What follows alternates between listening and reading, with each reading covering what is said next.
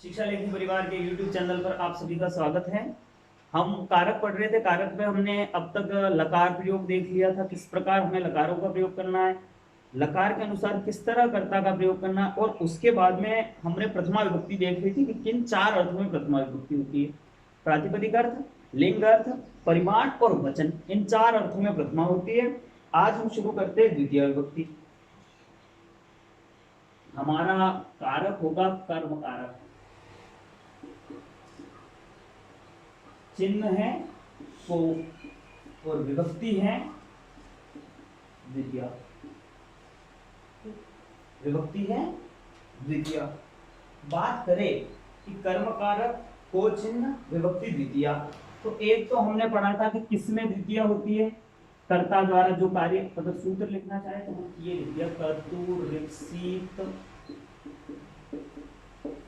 तमो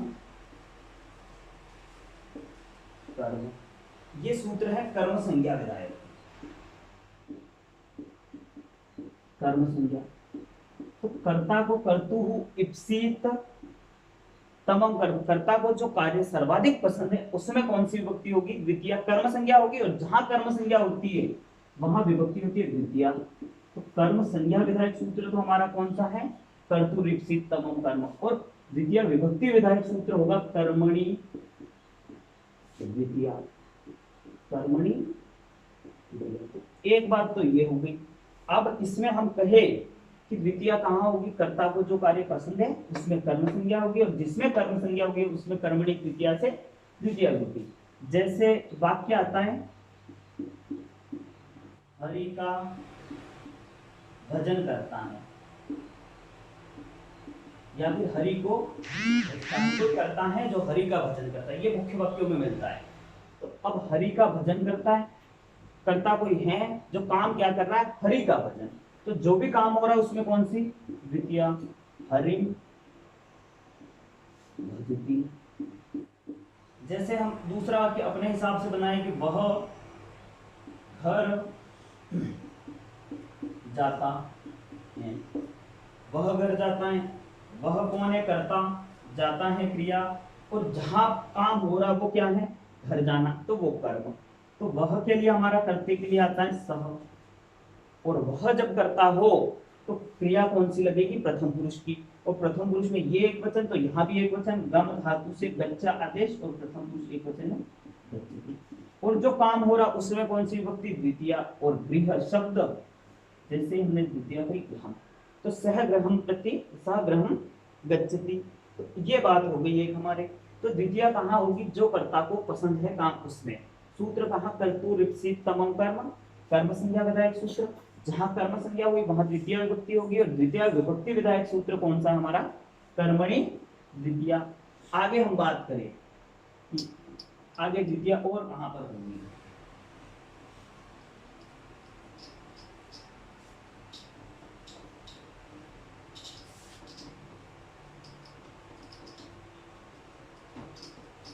हम एक कारक पढ़ते हैं, अधिकरण कारक, सप्तमी विभक्ति। तो हम वहां देखते हैं जो भी आधार होगा, आधार में कौन सी विभक्ति होती है? सप्तमी। आधार में सप्तमी होती है। ये हम हमेशा अधिकरण कारक जहां भी होगा आधार में हमेशा सप्तमी होती है, ये बात हमने।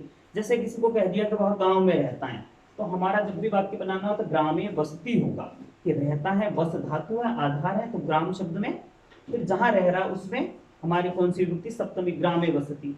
वह कुर्सी पर बैठता है तो सह आसंदे तिष्ठति। तो जब भी आधार की बात आए तो सप्तमी होगी। लेकिन द्वितीय में एक नियम यहाँ टकरा जाता है। दो चीजें हैं, दो सूत्र हैं, उनको ध्यान से समझना कि कब ऐसी कंडीशन आएगी कि जब आधार में सप्तमी ना होके द्वितीय करनी पड़े। हमारी सामान्य सी बात है, अगर मैं बात करूं कि वह घर में रहता है, ये वाक्य मैंने बनाया। वह करता है तो वह के लिए सह लगा दिया मैंने। रहता है के लिए वस धातु आती है, और सह के साथ प्रथम पुरुष एक वचन वसति। और जो भी रहने का आधार होता है उसमें हमेशा कौन सी विभक्ति होती है? सप्तमी। ग्रह शब्द में राम की तरह सप्तमी चलेगी, तो गृहे क्या हुआ? गृहे, सह गृहे वसति। मान लो मैं कह दूं कि वह चटाई पर बैठता है, तो वह के लिए सह, बैठने के लिए स्था धातु होती है, स्था धातु को तिष्ठ आदेश हो जाता है और रूप चलते तिष्ठति, तिष्ठता, तिष्ठन्ति। हमारा प्रथम पुरुष क्या करता है, तो हमें वहां प्रथम पुरुष की एक वचन में हमने लगा दिया तिष्ठति। लेकिन कहाँ बैठता, आधार क्या है उसका, तो आधार चटाई है और चटाई के लिए शब्द चलता है कट और फल की तरह रूप चलेंगे तो सप्तमी एक वचन बनेगा कटे, तो सह कटे तिष्ठति।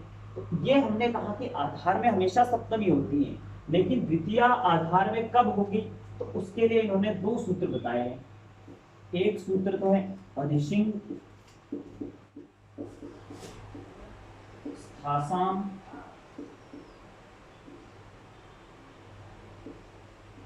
कर्म, और एक सूत्र है उपान बध्यांग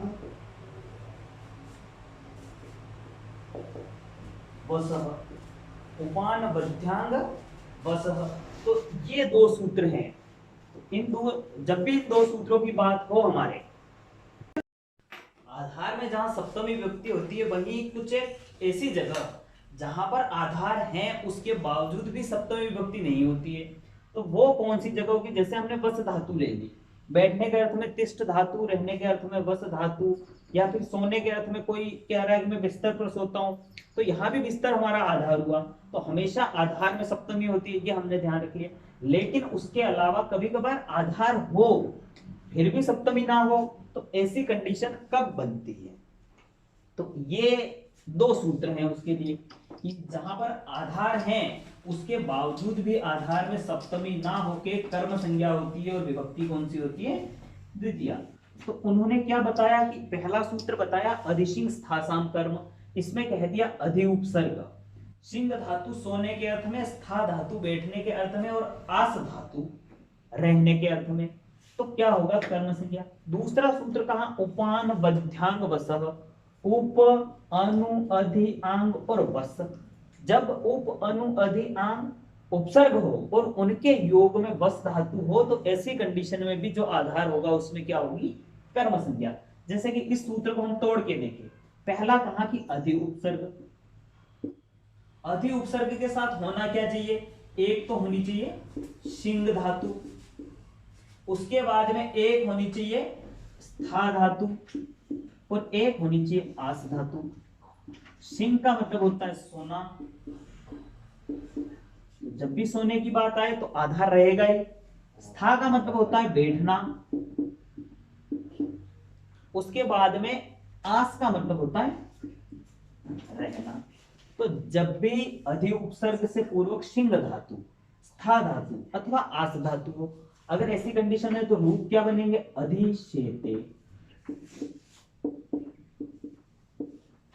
अधिशेते, अधि तिष्ठति और अध्यासते, ये रूप बन गए। इनका मतलब हो गया अधिशेते सोना, अधितिष्ठति बैठना और अध्यासते रहना।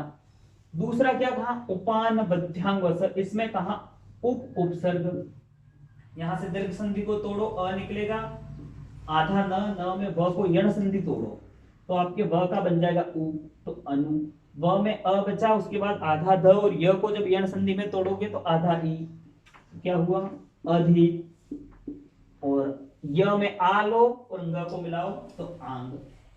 आंग उपसर्ग होता है संस्कृत का जिसमें आशेष बचता है। और क्या कहा वस धातु, जब भी उप अनु अधि और आंग चार उपसर्ग हो और उनके साथ में धातु कौन सी होनी चाहिए हमारी, वस धातु,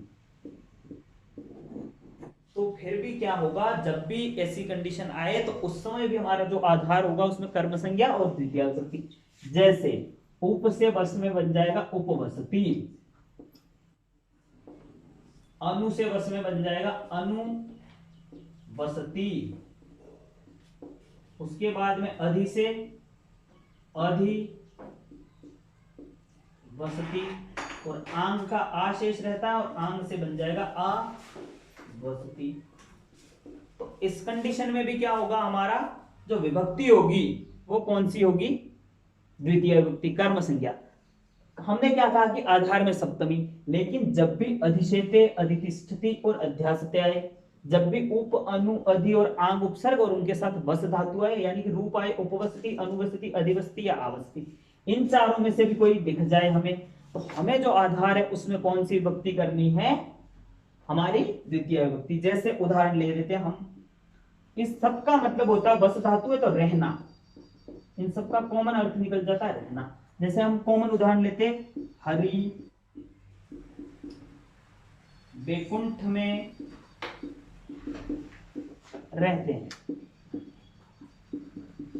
इस वाक्य को हम बनाते हैं, हरि हमारा करता है तो हरि लिख दिया हमने, रहते हैं तो हमें लिखना उपवसति, अनुवसति, अधिवसति और आवसति में कोई एक लगा तो हमने लगाया उपवसति।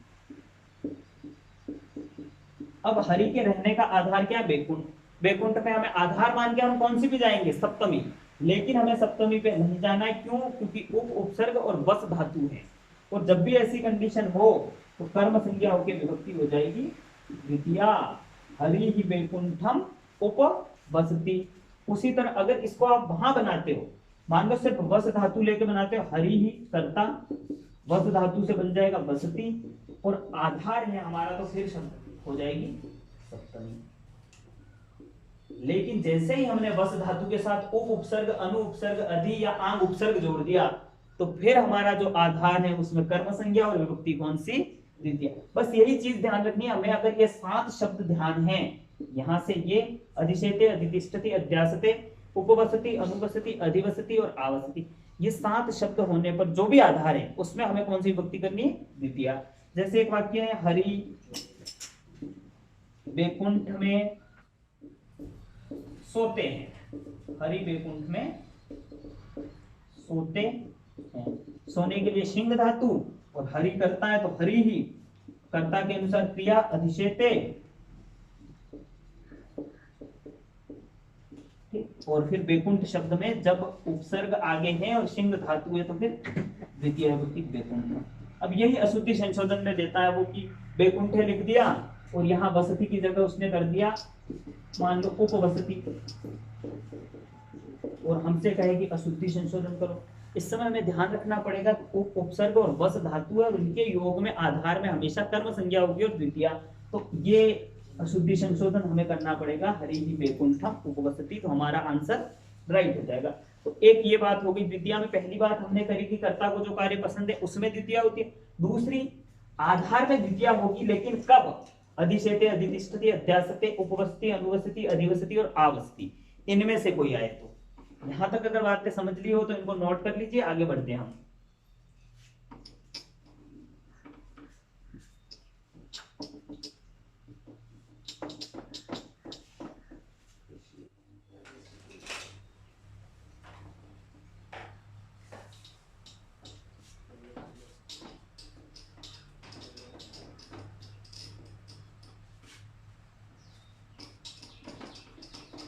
तो अब हम आगे बढ़ते हैं और अब देखते हैं कि द्वितीय विभक्ति और कहाँ होगी।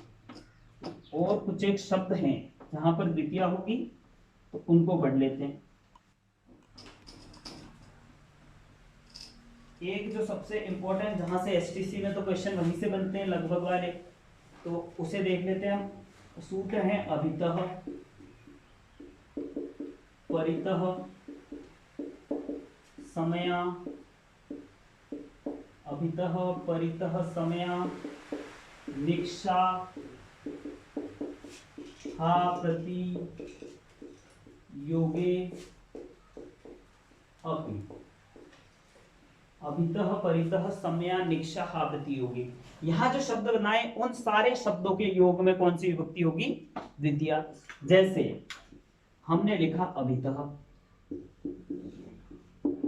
दूसरा शब्द बताया इन्होंने परितः, तीसरा शब्द समया, निक्षा, हा और प्रति, इतने शब्द बताए। इन शब्दों के योग में भी कौन सी विभक्ति, अगर इनमें से कोई मिलता हमें तो द्वितीय होगी। जैसे अभितः का मतलब होता है दोनों ओर, दोनों ओर, परितः का मतलब होता है चारों ओर।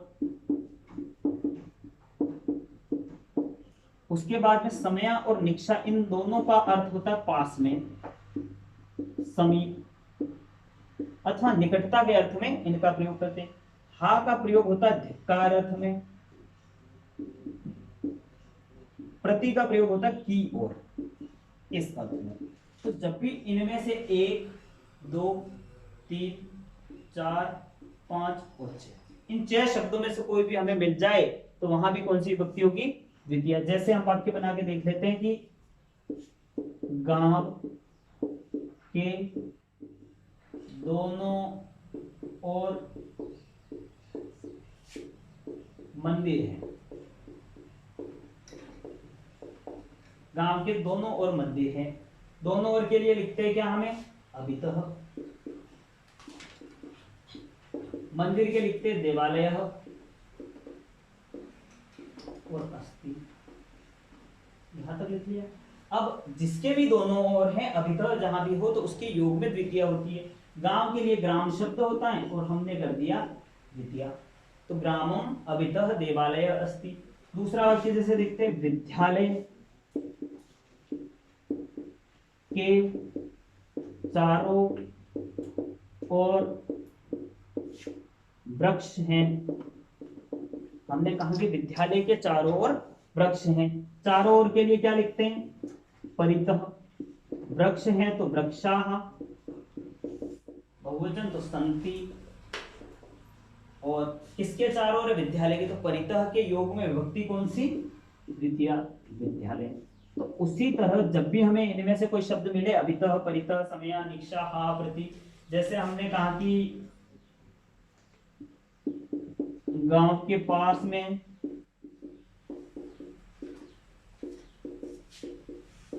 तालाब है।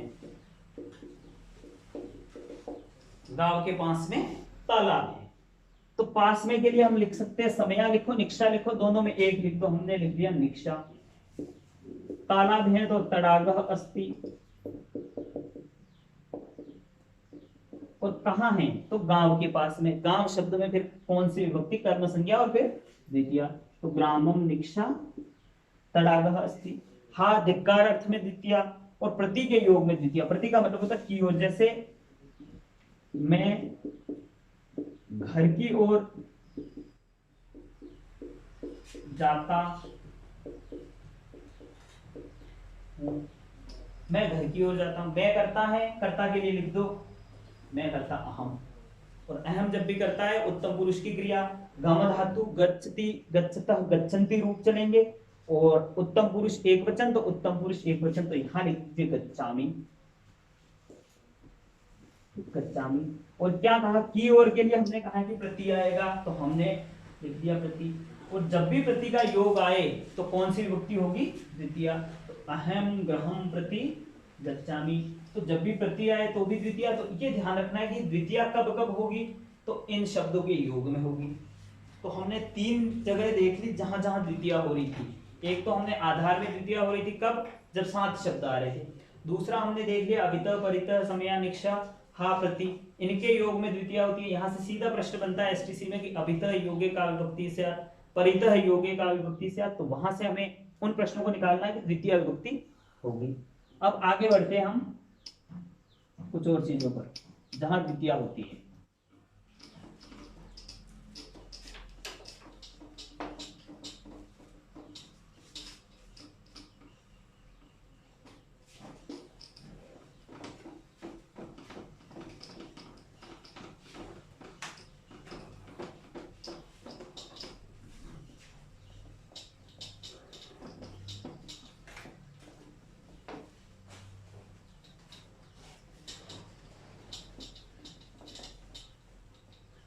चलिए अब चलते हैं हम आगे।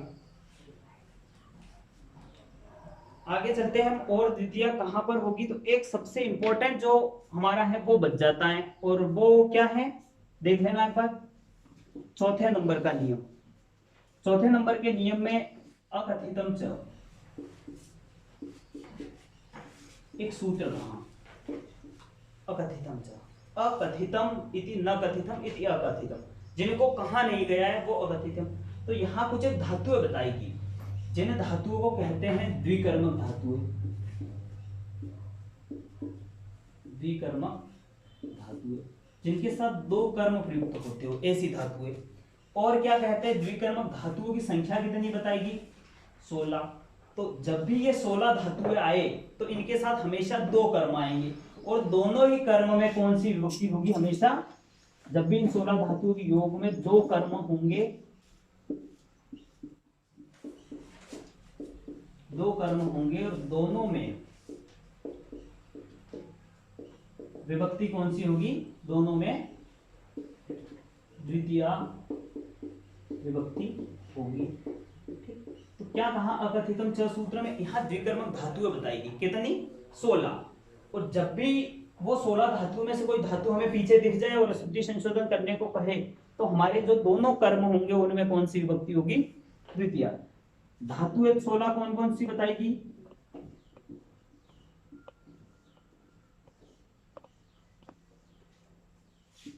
9, 10, 11, 12, 13, 14, 15 और 16, ये 16 धातुएं।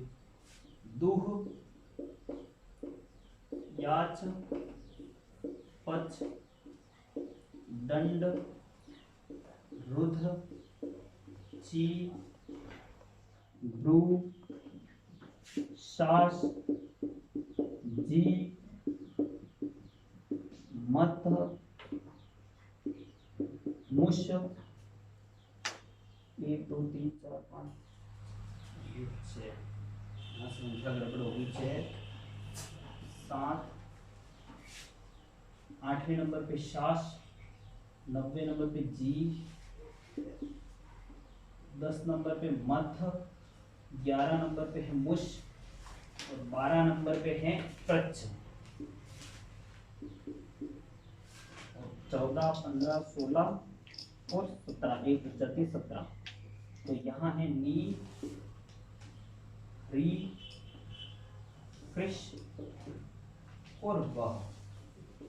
तो जब भी इनमें से कोई एक धातु आए, 16 धातुएं नीचे दिख नहीं रहा होगा, इनको ऊपर ले लेते, ये 4 धातुएं जो 12 से के बाद बच गई है उनको हम उनको ले लेते यहाँ पर। 12 13 14 15 और 16, नी, री, कृष और वह, ये 16 धातुएं बताएगी। जब भी ये 16 धातुएं आए तो उनके योग में विभक्ति कौन सी होगी, द्वितीय। जैसे इनका अर्थ देखे, दुह का मतलब होता है दुहना, याच मांगना, पच पचाना या पकाना, पकाना, दंड से दंड देना, रुध है रोकना, ची का मतलब चयन करना या चुनना, भ्रू धातु कहना, शास का है शासन करना,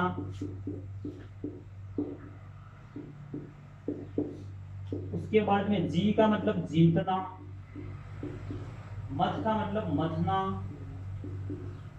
ये मुश है, मूर्धन्य श है।